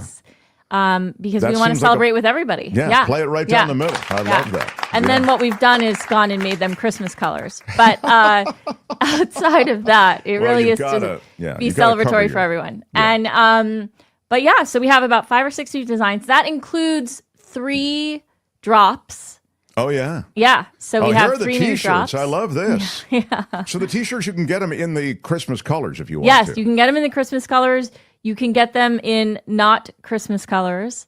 And so and you can get them in for men and for women There are and a lot vintage. of colors. There are way more colors lots in and this lots new of colors. Lots this of new merch colors. site. Yeah. Really great designs. We're really excited about the designs. You can get them on hats, stickers, T-shirts. Wow. We have the old school classic logo, as I've been calling it. Okay. That's available. We have a new rectangular logo that is available, and then we also have those 3 drops that I mentioned. Well, the drops are the best. There's never been anything like this. Is of course one of the drops that we've used on the show. We feel that everybody says it so often in one way or another, and we used to carve them all. Have you ever seen anything like this? Yeah, right. There is nothing in our history that quite compares to this. I have never heard of something like that. Yeah, I mean, it was the whole. Nobody has ever put something like this together that I've ever seen. Yeah. We've never seen anything like it before. I've never seen anything like Yeah, it. so you see how everybody is. There's never been anything like this. Yeah, so it's said a lot, and I mean, we just stopped chronicling it anymore because it was just being said about everything, and it's probably true about everything. But anyway, well, you can have it right there. You're saying you can. And honestly, it's appropriate for this site. Really, right? There's never been anything like this. What can you tell me about?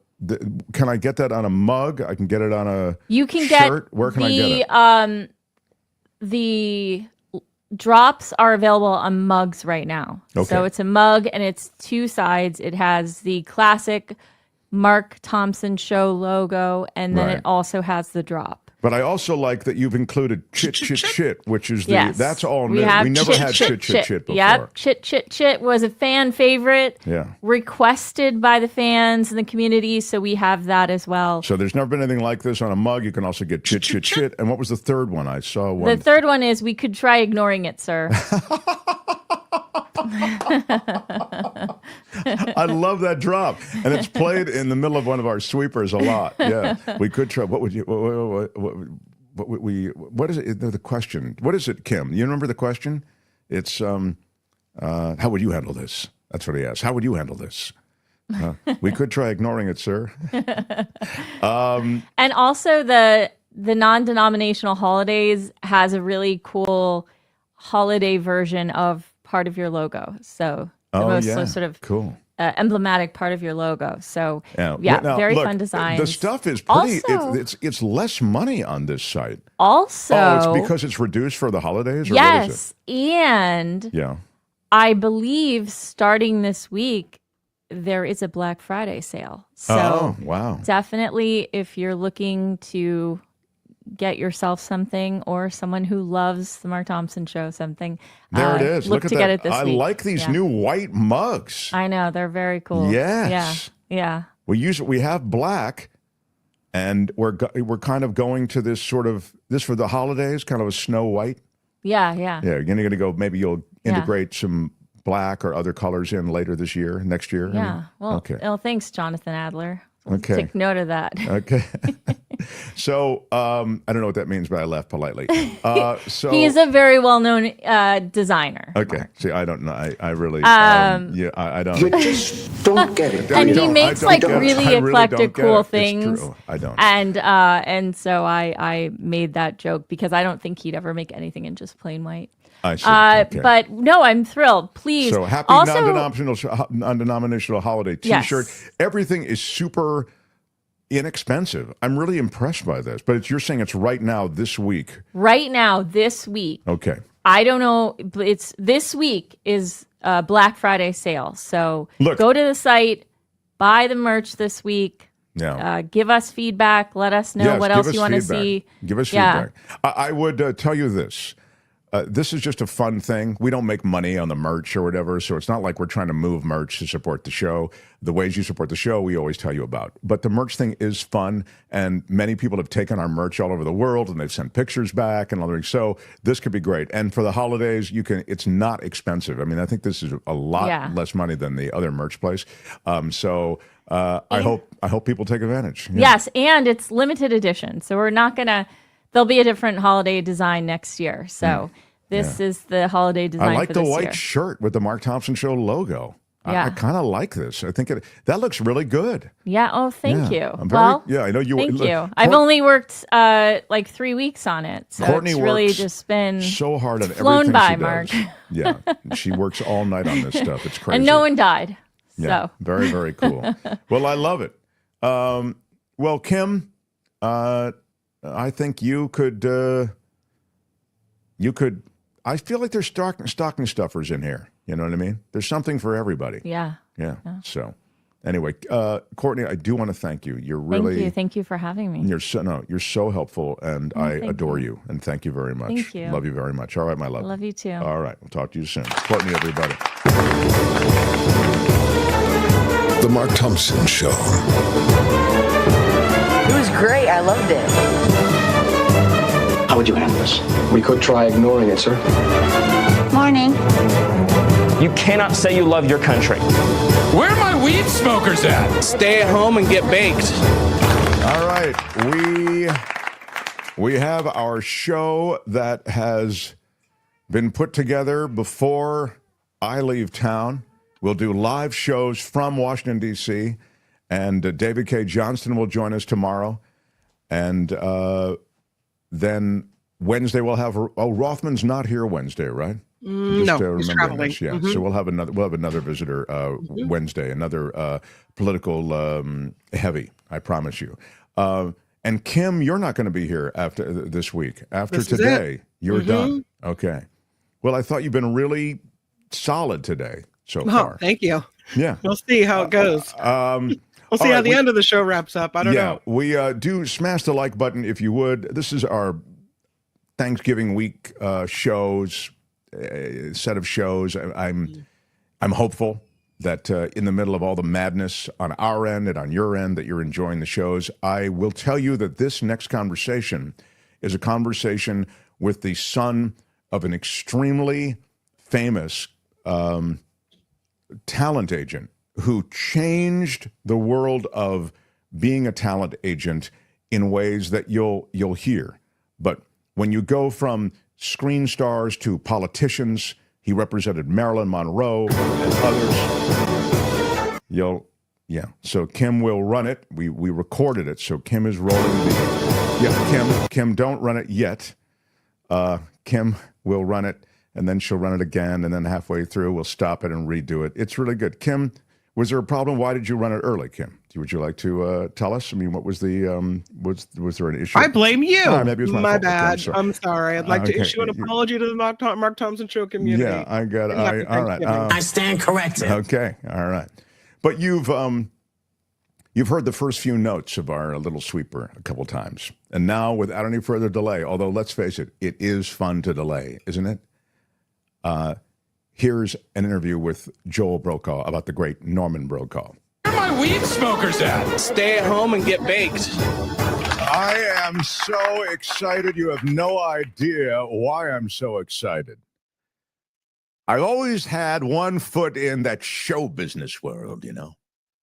Have done some stuff in the world of show business a little bit, hosted some big network shows and been in some movies with little roles and all this kind of thing. But I always felt I was just kind of peering into show business from the outside. We are about to talk to someone who is truly, he is show business. His family is show business. The world of Norman Brokaw, his father, was inhabited by the greatest names in all of show business. And he's written a book about it. How about it? For the son of Norman Brokaw, I don't think he'll mind me introducing him that way. Joel Brokaw, everyone. Thank you very much. Your dad, Norman Brokaw, legendary Hollywood agent, and indeed you've written the book about the life and times of legendary Hollywood agent Norman Brokaw. He, if there's a Mount Rushmore for talent agents, he'd be maybe one of the first faces up there. Can explain to everyone and give us the snapshot in time. Then I've got a ton of questions for you. Sure. But in a short time. But give us the snapshot in time of Norman Brokaw, your father's show business world. Who was hot at the time? What was the state of the state then? Well, I think if you look back on the last half of the 20th century, you would find Norman Brokaw's fingerprints on almost every major development in our cultural history. And so he was at the William Morris Agency. And during that time period, the epicenter of the entertainment world ran through their building. So he lucked out. He was in a moment of time in which there was great transition in the business, going from radio, from vaudeville to radio, and then onto something that he played a major role on that they called television.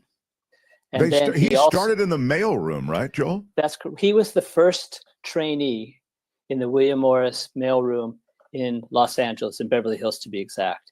And no one had ever had the job before, and many have had the job since. And many a mogul has cut their teeth in that mailroom, including David Geffen, who wrote the foreword to the book. Yeah, the mailroom to super agent route has now been talked about. It's a storied mythology that's grown up around that route. Your father was the one who really made that mythology happen. That's right. And the funny thing is that my father was eternally grateful for the opportunity that he had to be in that mailroom. And, you know, you can look at him being what Berry Gordy of Motown, he called my father the secret driving force behind all of us who were fortunate to have him in our lives. But the funny thing was, as with all the mega people that my father worked with, he just loved talent. And he loved the talent in the mailroom. And so many people are grateful to my father because he was someone that the door was always open. He always had advice, and he wanted to pay back. He wanted to pay it forward, what he was given in his life. So your book, which chronicles so much of this and beyond, Driving Marilyn, the life and times of legendary Hollywood agent Norman Brokaw, takes us through so many of these experiences. Explain why you call the book Driving Marilyn. Well, because one of the first things that he did as a junior agent was to drive Marilyn Monroe to her auditions, which were for jobs that were at the SAG minimum of $55. And so his uncle, Johnny Hyde, was a major agent in the business at the time. And he took Marilyn under his wings. She was his paramour and his protege. But Johnny Hyde had a very serious heart condition, and he couldn't go out and be on the town with Marilyn, take her to premieres, take her to important meetings. So my father was recruited to do that. And my father got the job, which is explained in the book, through his uncle. So nepotism was alive and well, but my father from day one wanted to prove, he got his foot in the door and he wanted to prove himself, and he never stopped proving himself in it. But basically, one of the great stories in the book is when my father drove Marilyn to a talent program called Lights, Camera, and Action that was done on Vine Street. And it was a way to showcase her to all the talent agents who watched this live television show. And he would also get a piece of tape, or a film, I should say, kinescope, to show to other casting people. So they did that, and Norman said to Marilyn, let's go and have a bite. So they walked down the block to the Brown Derby, which was the place to be seen, and it didn't take long before they were seen.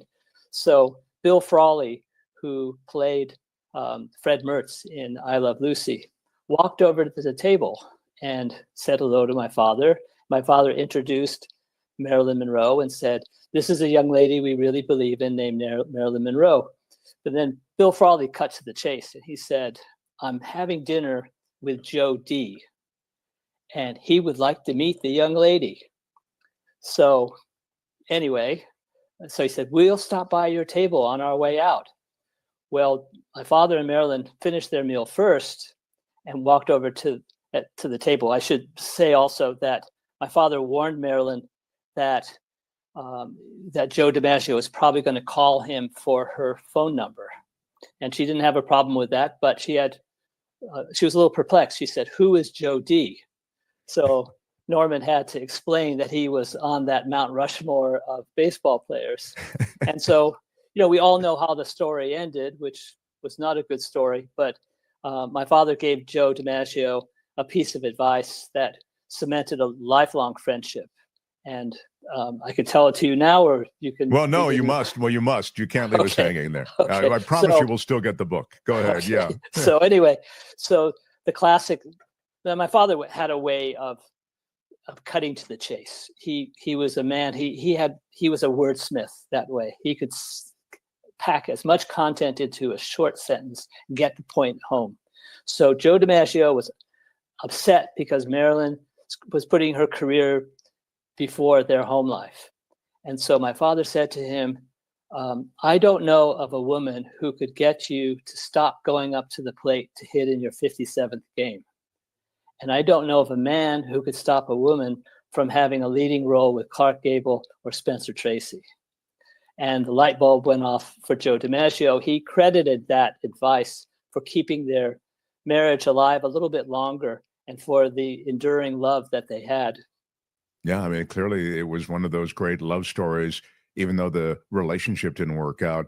And, it's interesting, not to get too far afield here, but Marilyn Monroe in other ways was sort of a cautionary tale, right? I mean, she was valued for her talents, for her beauty, for her symbolic beauty at a time of war. She was sort of viewed as one of those poster women. It was, a tumultuous time, and I feel like she was part of that tumult, and she got passed around Hollywood. I feel, Joel, like a party favor. Yeah, I mean, this was long before the Me Too era, obviously, and I mean, even Bill Frawley coming up to almost pimp for Joe DiMaggio. You could look at that and say, well, that was a different time.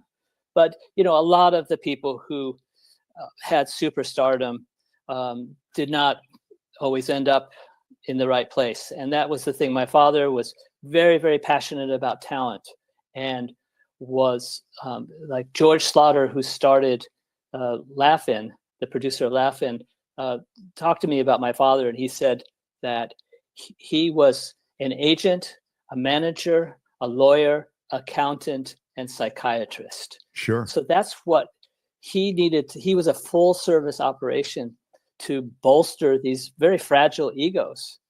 Sure. And he had to be good at all of those things. And we start with Marilyn because that's the title of the book, Driving Marilyn. But his client list was just the envy of all talent reps. I mean, absolutely. One of the things that I learned in writing the book, which I didn't know, because my father was very tight-lipped. he was a keeper of secrets. If you asked him about anything critical about one of his clients, he would change the subject really quickly. But the kind of people he worked with, like I learned that Elvis Presley, for example, any offers coming into the William Morris Agency for Elvis Presley had to go to my father. That was the trust that Elvis and Colonel Parker had in him. So he also represented people like Natalie Wood and Clint Eastwood, Kim Novak, Donna Summer, Loretta Young, Bill Cosby, Danny Thomas. The list just goes on and on. When did your dad stop his work? Well, he would say that retirement is not in my vocabulary, but he ended up getting dementia.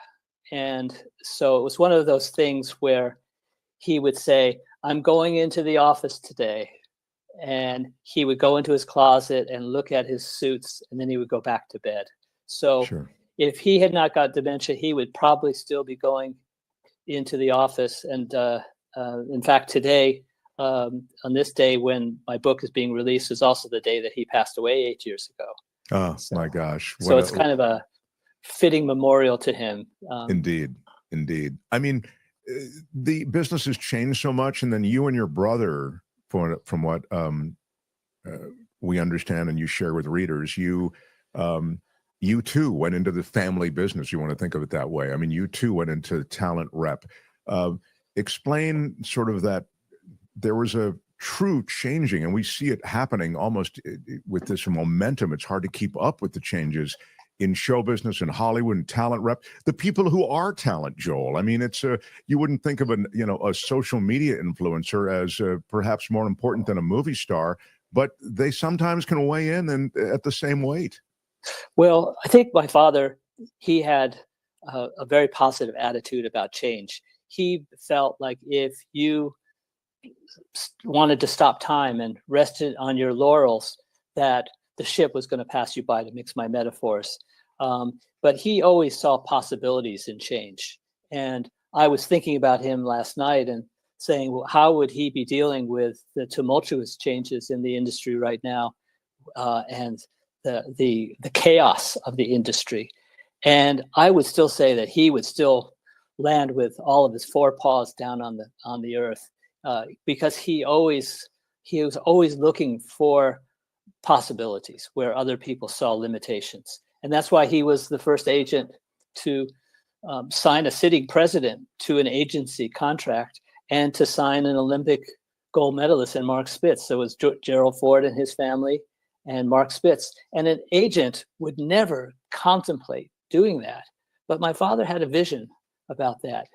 And those things have become now very commonplace. Sure. In fact, your dad is someone who I think he, as you say, straddled so many different periods when it came into show business. That's what makes him such a fascinating figure. And I see the way in which, as you've just sort of alluded to, these public figures, politicians, athletes, et cetera, have now just crossed into all of these different areas. It used to be, as your dad was representing so many, he was perhaps aware of the way that television, in fact, he was, I think, correct me if I'm wrong, but he was a big believer in television. I mean, your television wasn't exactly embraced by everyone when it first came out.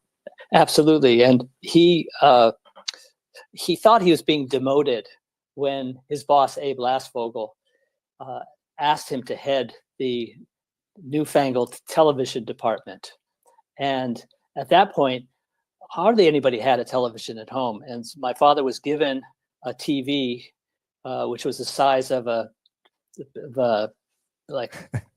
big piece of furniture. Yeah, they were huge. And the neighbors would come over and they couldn't sit on the sofa. They'd have to crowd around it. And what did you have on the TV was Bowling for Dollars, newscasts. They would have variety shows and maybe a play that would be filmed live. But my father said, well, what am I supposed to do, Mr. Lasvogel? And he says, I leave that up to you. And so what he did essentially was he rounded up a whole bunch of known actors who maybe weren't so hot at the time. And he rounded up a lot of directors who were the B-movie 10-day wonder directors and put them together. And those were the first dramatic television series like Racket Squad and so on and so on. And those set the table for television to be something more than just, sticking a camera in a room and see what happens. So that was the first step. But then the next challenge was that the people who had a name in motion pictures, they looked down upon television. Like that would be stepping down in their minds. And so he convinced Loretta Young to go on to television, and he was very clever in doing so. He said, look what Lucy and Desi have done. They own their programs. They have complete control. And Loretta was a savvy businesswoman, and she saw the possibilities in that and went for it. And she said, I'm going to do this because I see that television is a way to get one good idea out in front of the American public every week. And as soon as she did that, the next call that my father got was from Barbara Stanwyck, who also wanted to do the same thing. Sure, and it was just such a separation, the silver screen from the small screen from television. And then now look at where we are. People are dying to do television. Television is the new, because now television is streaming. It's just, your dad would be smiling, at seeing how this has evolved. Well, he was excited about the business. And as I said, he'd always find a silver lining. And one of the things also in writing this book that I felt was really important is that people would talk about him and they say, oh, he's the last of a dying breed, or they don't make him like him anymore. And yes, I understand in the broad strokes, but I feel that the skills and the values that he have are still important. And maybe they don't grab the headlines because we live in a very cruel world, but he believed in relationships. People stayed with him for decades because they trusted him. They knew that his word was gold, that he would put in every effort, and he was a positive, enthusiastic person. Joel, we'll have a link to buy the book, but there's joelbrokaw.com. I guess that's where you can get the book as well. Sure. There. Okay, so we'll have that link underneath this video. But I wanted to ask you about a controversial thing. When I think of Bill Cosby, I think of a guy who was so funny, came up dominant in television, had the #1 show, I think, for might have been 10 years, or 10 seasons anyway, of the Cosby Show. And he also represented sort of this cultural icon from the standpoint of, being the family man and all the rest. Then these revelations come out, some of which I had to think that, people around him must have been aware of on some level. And then he takes this epic fall. Take me through your dad's relationship, the Brokaw family, as you knew Bill Cosby, and then as you saw his rise and fall, if you would, please. Sure. Well, obviously, this has been a tragedy on so many different levels, from the victims to all the force for good that Bill and Camille Cosby have been in the world. It's all been wiped out by something that, rightfully so, is thought of as unforgivable. But it always was the question I get more than any single one is whether or not my father knew about this. And I can say that by the time his dementia took hold, he was in end-stage dementia when this thing blew up.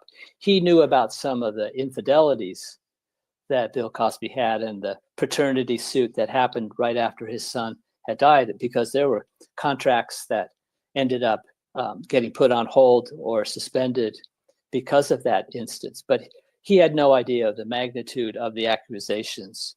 And I explain in the book in pretty good detail why that was the case. But basically, in a nutshell, my father got I Spy for him. And so he was with him from the very beginning. But by the time the Cosby Show happened, and even before, my father was there to do the big deals. He didn't get involved in the day-to-day nitty-gritty of, when's your plane taking off and who's picking you up. That was left to other people. So he just was in there to negotiate the big deals. And when you have an agent like that, who has integrity, it's something very precious to a client. And so in any case, I think that Cosby was on very good behavior. Right. With my father. He would have wanted to keep it away from Norman. Exactly. And also, because it's so hard to find someone like that. But also, there was a respect that they had. And my father would never delve into a client's personal life unless the client asked him, say, hey, I'm having a problem with this. What should I do? And he would only be so happy to help out. But that was it sure, so he was unaware. It makes total sense. That story actually tracks. I mean, in other words, I think that's completely believable and understandable, and it doesn't feel like there's in even one scintilla of BS in there, which you get a lot of around Bill Cosby reps and people who knew him, et cetera. Sure. People were aware that he was an infidelitous guy. I mean, maybe epically infidelitous, but the other stuff, which is way, and who knows what the relationship was anybody has with their wife or whatever. So I'm not judging that area, but obviously what he did was just horrifying. Yeah. So the world of Norman Brokaw, of your dad and show business, was it ever, and this is kind of birthed by that Cosby thing we just talked about, was it ever in that world that we see depicted in some narratives on television and in film, where a fixer has to take care of something for a celebrity? Or was Norman more, hey man, I'm about the business, I have relationships with clients, I put together deals, I think about the future and the career of people, but I'm not in the world of trying to fix somebody's PR problem? Well, I do mention a couple of noteworthy cases, and one is concerning Kim Novak, who was a top box office attraction, who kind of walked away from the business because she didn't want to play the Hollywood game so much. So like people under 50 years old, unless they're cinema buffs, wouldn't know her. But long story short, my father got the assignment very early on of having to go over to Rome and break up a love affair that she was having with an Italian businessman who was called Count, but he really was a bogus Count. And so, and I think about that, it's like kind of like being a bounty hunter. He's going over there because she has a contract with Columbia and the movie's starting up, and she's having the time of her life. And my father shows up at her hotel and bangs on the door. And, the chapter on Kim Novak is one of my favorite ones because I was able to talk to her and hear the tone in her voice. And she regarded my father as her big brother. And sure. He always had that kind of, so she said he talked my language, which meant that she was able to get him to see that, yeah, I guess I can go back and do that movie. And so, but he had a way of being able to handle situations. Another great story in the book is about Tony Orlando. And he became a client of my father's after he had a cocaine problem and was in a mental hospital. And my father had a quick fix for him, which was for him to take a short-term role in the Broadway play of Barnum, which would require Tony to walk on a tightrope. And my father's logic with this was, if the audience sees you walking on a tightrope, they will know that you are no longer on drugs. And it worked. That guy, Tony Orlando, had an amazing career. I didn't realize that your dad was there to kind of rescue him from what could have been an epic fall. Yeah. Wow. Yeah. Pardon the expression. Joel Brokaw, again, the book is Driving Marilyn, The Life and Times of Legendary Hollywood Agent Norman Brokaw. You and your brother have really, you picked up the mantle. You picked up the talent management mantle. And how would you describe the world of your brother and yourself regarding talent? Well, I have actually two older twin brothers, David and Sandy, and we worked together for many years. We had like a little boutique PR agency, but our father really trained us well. He gave us a love of the business and a love of people. And we also kind of stepped in, and if we needed to shovel the elephant shit behind it, we would do it, because we saw that in our father. But he gave us a love of the business, and we were able to also have decades-long runs with clients. And my one brother David was given a client when he first started off her name was Loretta Lynn, and nobody knew her, and it was country western music at the time. And just that one client started the whole boom in country music, mainstreaming of country music. So my brothers are... And Berry Gordy was a client of your dad's, was he not? That's correct. When Berry Gordy moved from Detroit to Los Angeles, because he wanted to expand the entertainment platform of Motown, he was told to see Norman, and they hit it off. They had a close friendship. And Berry Gordy said in his chapter that Norman had told him that he could see what a client wanted before the client realized it himself. And he sort of thought that was kind of a little BS or something like that until he started to do it for him. So that, Berry Gordy was a genius. And I think he saw genius as well in my father, and that cemented this extraordinary friendship. I'm just so taken by his history. It's so wonderful. And it spans all of these changes in show business, but deals with all of these wildly high-profile characters and figures and relevant people in the evolution of show business. Good luck with the book. We'll have a link to it underneath this video. Again, it's Driving Marilyn, The Life and Times of Legendary Hollywood Agent Norman Brokaw. Wow. Thanks, Joel. Great stuff. Thank you. Thank you so much, Mark. Really appreciate it. Congratulations, Joel Brokaw. Thank you.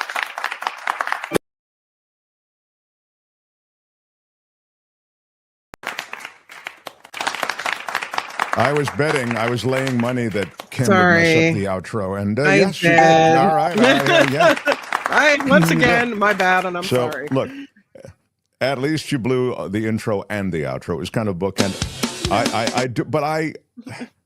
I must say, I blame you. Yeah, I think it's my fault. I could have taken it and done it myself, and I don't trust myself. So it's kind of like, if you don't trust yourself, then you can't blame Kim for for messing it up. At least I got the chunk of the most of it on. Yeah. Kim, how are you? Silver linings, Mark. Always look for the positive. You really do. You are a silver lining person. That is true. There you go. So, Kim, do we have anything else to do before I wrap things up? I'm betting that a lot of people will have contributed to this show. So a huge thank you to everyone who has helped us crowdfund the Mark Thompson Show. Yeah, I do appreciate that. And by the way, that really is, I'm glad Joel could come through for that conversation. Obviously, we had it prior to this show being done. But I'm so delighted that we could get into so many things. Like, for those of you who you just wanted a tonic from politics and some kind of, palate cleanser, I thought that was really interesting, and it's so influential, show business, on the culture, and so that's why so much of that stuff that we talk about really does matter. Again, if you want to support our show, you can do it through Patreon and PayPal. There are links to both under all our videos. Appreciate everybody being so supportive and hitting the like button, and we have more details of our holiday meet coming up, so it's going to be... The Mark Thompson Show. I am looking forward to an eventful holiday season. We had the announcement of the new merch store, and the stuff is very sensibly priced. I hope that all goes well, and I'm sure if it doesn't go well, I'll hear about it right away. We talked to the great David Katz and the great Gary Dietrich today. Tomorrow, additional greatness with David K. Johnston, the Pulitzer Prize winner. And I really thank you, everyone, for sharing our show. Certain segments may land with you more than others. When one lands and you put it on your social media, you share it, it helps grow our audience. It makes people aware of our show, and that helps us on the bottom line. I think we're closing in on 75,000 subscribers, which is really, really cool. Kim's After Party Live is next, so check that out on the After Party Live. I'm Shadow Stevens for the Mark Thompson Show. Bye-bye. Live from Washington, D.C. tomorrow. Out of time. Bye-bye. Until then, everyone, Kim, have a great week. Bye-bye.